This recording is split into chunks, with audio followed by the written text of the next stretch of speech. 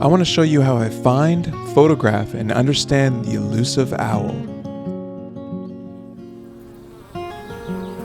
It is summertime now, but to start the story off right, I need to travel through time to various owl finding adventures of mine to show you my best tips to finding, photographing, and understanding these mysterious creatures.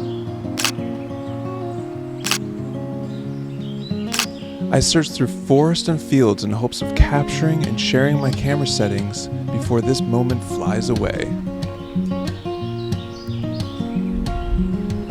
If you're new to this channel, my name is Shannon and I'm a full-time photographer in beautiful British Columbia. From soaring mountains to hidden waterfalls and elusive wildlife to stunning sunsets, I'm excited to film each step of the way. Whether you're here to learn, be inspired, or simply enjoy some stunning visuals, you've come to the right place. Subscribe to my channel if you want to see more videos like this. Oh, she's a beauty.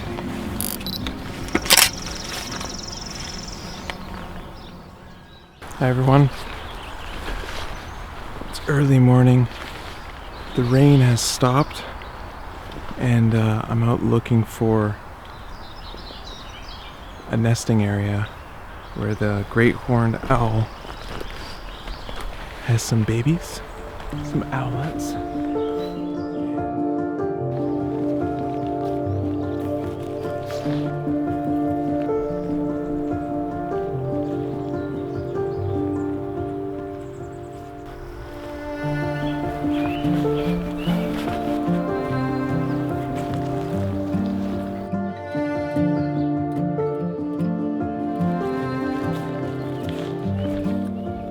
Been out searching for a nesting area, so looking in kind of big trees that are chopped off or have broken in a windstorm, and they create a perfect habitat for them to build their nest, somewhere flat or in a little bit of a hollow up in a tree.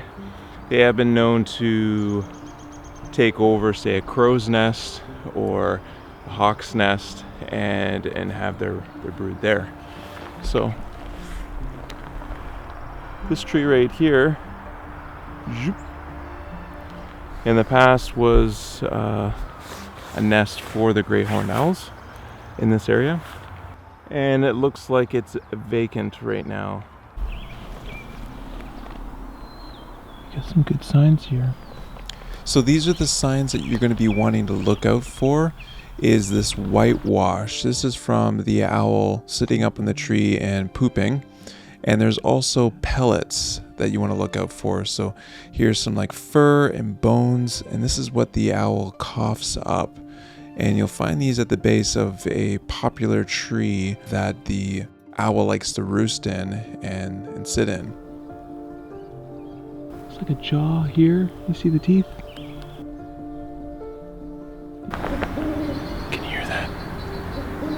Calling to one another.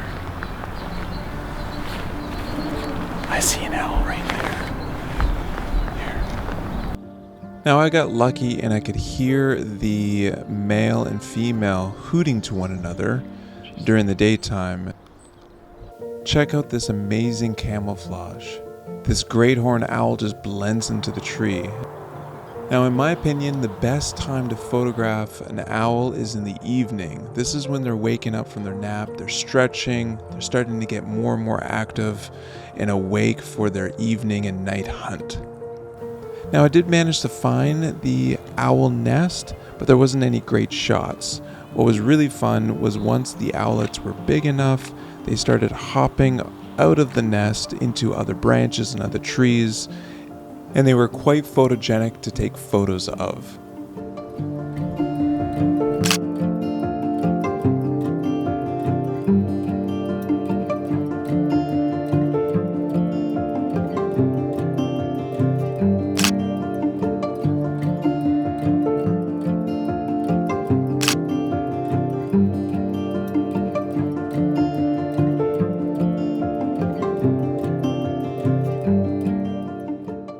Great horned owls are at the top of the food chain, and they eat pretty much anything. They can eat rodents, rabbits, squirrels, skunks, birds, snakes, and even other owls. They have excellent night vision and sharp talent for capturing and killing their prey. Great horned owls have a wide distribution throughout North America and South America. In Canada, they can be found in various regions including forest, woodlands, and open areas across the country. Now I have a few more moments that I want to share and photos that I took, but I think we're going to switch gears over to another owl to see some of the similarities and differences. Next, I want to introduce you to the barred owl. Often people get the barred owl and the great horned owl mixed up. And you can kind of understand that because of their size, their color, and even the pattern is similar between the two owls. So I'm just filming a barred owl just across the little creek here, and it just dives in and grabs like crayfish. Sometimes there's like rats or rodents that are in there. It's not that big of a barred owl. There's some really angry hummingbirds actually over here, so that's what I noticed when I first came down here, is hearing all the hummingbirds and then seeing where they're buzzing. And then I saw this guy. You can hear all the birds kind of squawking and going crazy. So instead of shooting it kind of over this way, where there's nothing in the foreground, open space, there's an area where the light that's coming down through is just shining right off of the green leaves, causing kind of a reflection that is not pleasant actually to look at. Because it is a cloudy day, we are getting some soft light, which is really nice, but any reflection that we get off of these waxy leaves from these bushes over here will give us a white or gray color and a nasty reflection. So we want to be able to angle ourselves to the owl as best as we can to be able to get as much greenery and browns and nature colors and not a lot of nasty reflections. Two, shooting directly at it with nothing in the foreground doesn't really show too much of the environment that this barred owl is in. Because it is really green and lush in here, and it's across the creek, maybe there's a way that we could set up the tripod and the camera so that it would kind of show that. So instead I came around over to this area and I tried picking an area where I can kind of shoot through the greenery to give me some bouquet, foreground elements, background, and I don't get nearly as much reflection off of the leaves. I think we got some softer leaves here in the foreground. Doesn't reflect nearly as much. Thankful that I have openings in this forest area where light is coming in, but I also want greenery to be in behind it, because as soon as I'm shooting up into the light, you're going to get all these nasty hot spots. The nice thing is with the barred owl is usually they hunt and they stay quite low, especially if they're hunting in a stream. Streams are low to the ground, obviously, and here it was just perched way down there. When approaching a scene such as this, I think maybe get some of the shots that are really easy, kind of get it out of your system, and find a new area, find a new angle to go ahead and set up some foreground elements, no reflection. Also branches, there is a couple little branches off of there that look like they're sticking out of the owl's head. I'll have to remove those in post, but it's better than having a branch in front of the owl. And I tried setting up further down, shooting back this way, and you can see that there's a branch in front of the owl, and it's just not ideal. You don't want to be removing things in front, if anything, just in behind or beside. So he's just on the branch way across the river there, or creek, and I'm using all of this greenery in the foreground kind of surround the barred owl. It's kind of mid-spring, so there's enough openings in here where you can line things right up and create this nice bouquet effect. Look how close we can get in here. Let's take a look at his eye. Look at that detail. Fantastic.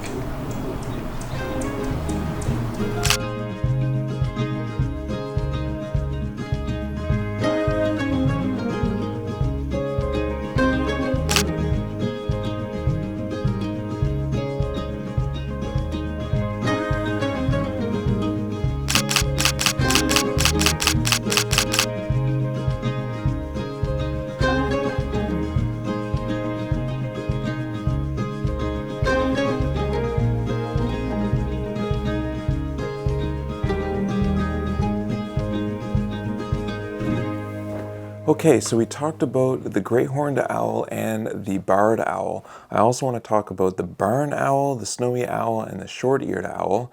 But first, I wanted to share a grizzly bear photography workshop that I have going on in 2024. Join me for an unforgettable 4-day adventure into the Klahoose territory.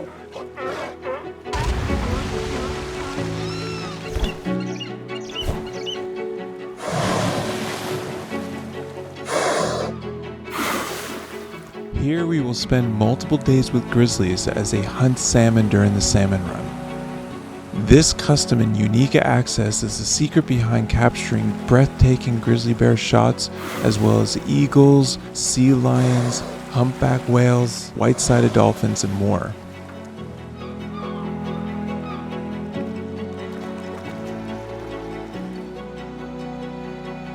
There's a link down in the description below for more information and booking. Man, it's chilly out, but it's exciting because there are a few short-eared owls. They are active. There's so many mice out here that the worry is that they just, fill up on the mice, on the food, and then that's it. They're not active at all, and you could be out here all day. But I think with the harassment from the other harrier hawks, ravens, and other birds, it's keeping them a little bit active. So there's a lot of chases and stuff in the sky. Really fun to photograph. Hard to record at times, moving around so much. If they're nice and low to the area, you get this really beautiful kind of landscape shot.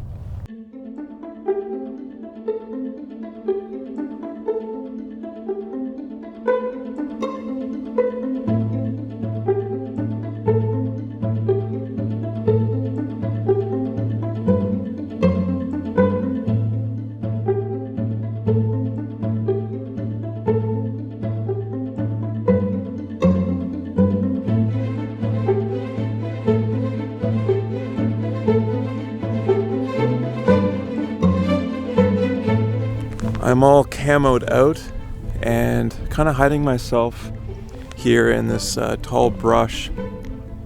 One, so that the wildlife, the birds flying over and stuff, don't really get too startled or spooked by me. I kind of blend in. But two, just because there's other birders and hikers and that sort of thing, and I don't really want to be in their shot and be noticed. So the camo actually is more for humans than it is for wildlife, because let's face it, they know I'm here. They can probably smell me. They can see me from, I think, eagles. It's like 2 miles away. Yeah, it's pretty crazy. Now I'm shooting at 20 frames per second, and as the owl was flying along, I blasted a whole bunch of images, but they were really close. So what I did is I stitched them all together. I removed the owl from each sequence, only leaving the one that I really liked, and I got this really cool environmental shot. So here it is right here, printed. This is the framing of that one shot, kind of lying right along here. But of course the owl continued, and I photographed it along this field here. So what I did is I added all the other sequences, but I removed the owl except for this one. If you're wanting to learn how to stitch wildlife images together, I'll leave a link down in the description below.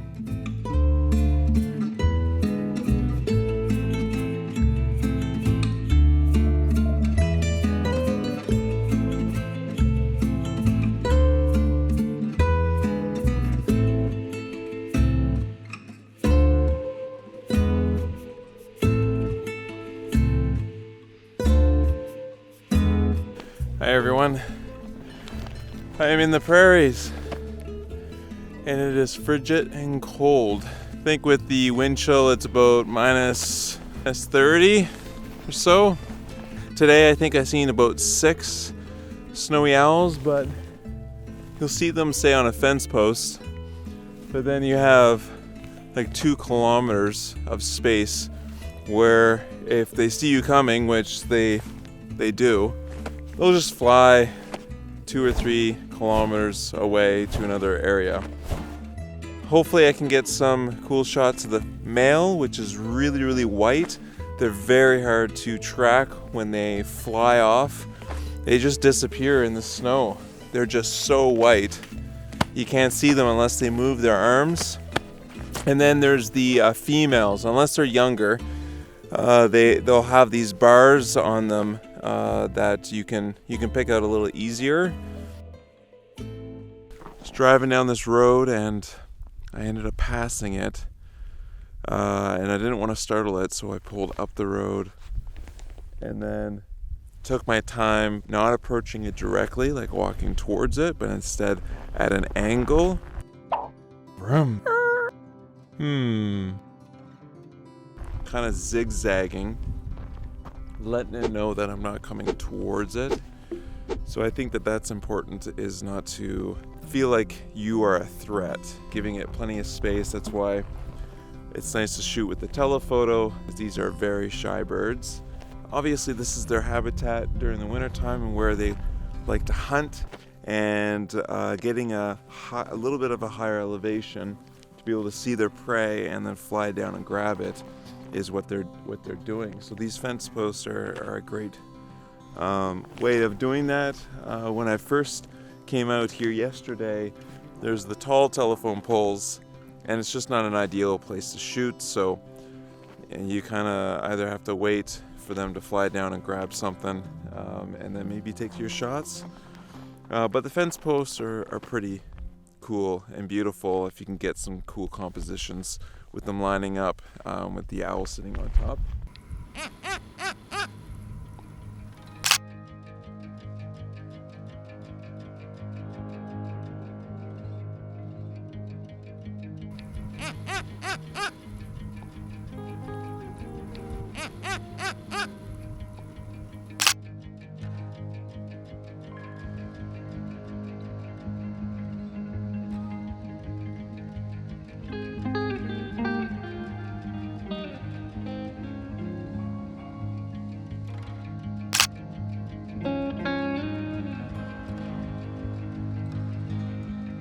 If you want to see the rest of this snowy owl adventure, I'll leave a link down in the description, but we're going to move on to the next owl.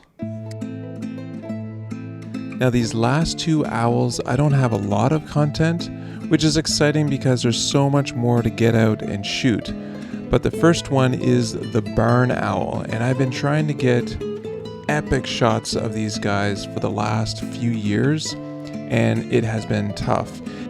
So I was lucky to have a friend who knew the neighbor who had this barn where the owls were roosting. These are built for barn owls and they keep down mice and rodents.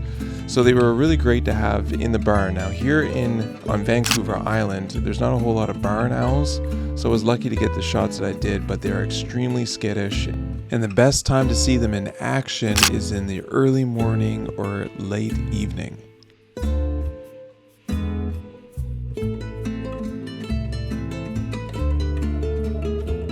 Now this next owl is the saw-whet owl. They are super small, extremely cute. They almost look like little stuffy animals that you would see at a kid's store. Now this is my wife holding the saw-whet owl, and she is volunteering in a bird banding. Now I'm not an expert in what's going on, but I believe they can figure out how old the owls are. They can find out where their migration is. It's just a really cool program, and I got to kind of tag along late at night in November. So to recap, we talked about the great horned owl, the barred owl, the snowy owl, the short-eared owl, and the little saw-whet owl. Now before you go, I want to show you some of my favorite images, some of them that are in black and white and some in color. Please let me know which one you like more than the other. I know last time it seemed like black and white won over color, but I'm curious to know what you guys think, so let me know in the comments below.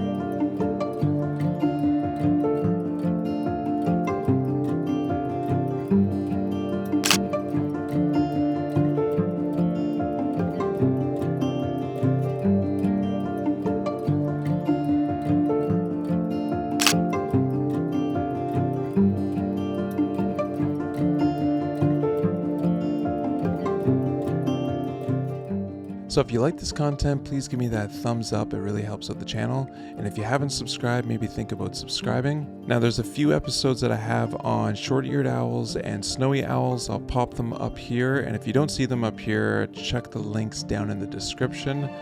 And there's plenty more owl species that I haven't covered that are out there that I hope to go ahead and share in a future episode. So stay tuned for that. Thank you so much for watching, and I hope to see you on the next episode.